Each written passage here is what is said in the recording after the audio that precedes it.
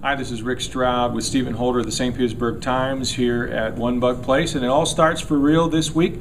The first regular season game against the Cleveland Browns, and the biggest concern, of course, is Josh Freeman coming off that thumb injury. Stephen, what impact will that thumb have on his play on Sunday, and what are the biggest things he's going to have to overcome?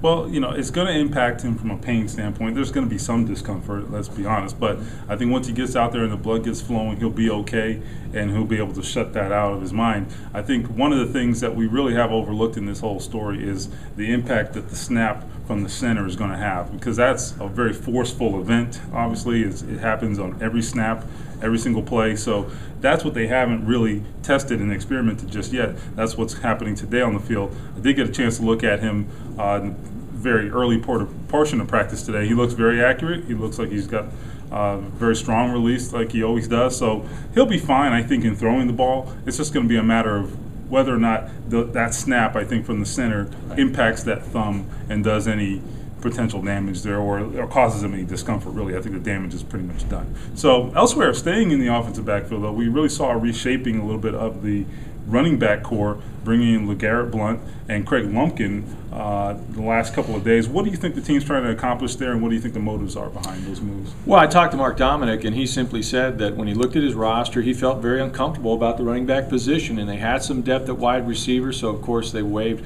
guys like Reggie Brown, and they bring in two big backs. I mean, Lumpkin is a big back, and of course we know LeGarrette Blount is as well. And they're really replacing Derek Ward in this instance. And it's interesting because Ward obviously served a role for them, but at $3.5 million, I think this was a business decision. I also think that it says that, they're not all that confident in Cadillac Williams, who's 28 years old with two surgically repaired knees. And of course, Ernest Graham is 30 playing fullback, so you need some running back depth. They bring in a couple of big guys to take some of the pounding off those two starters. And, I think right now Blunt's kind of a project. They're not going to use him right away. But 4 teams claimed Lumpkin, including the Bucs, who got him, of course, on waivers. So he has a pretty good upside. Anyway, tune in the rest of the week for some updates as the Bucs prepare to play the Cleveland Browns on Sunday.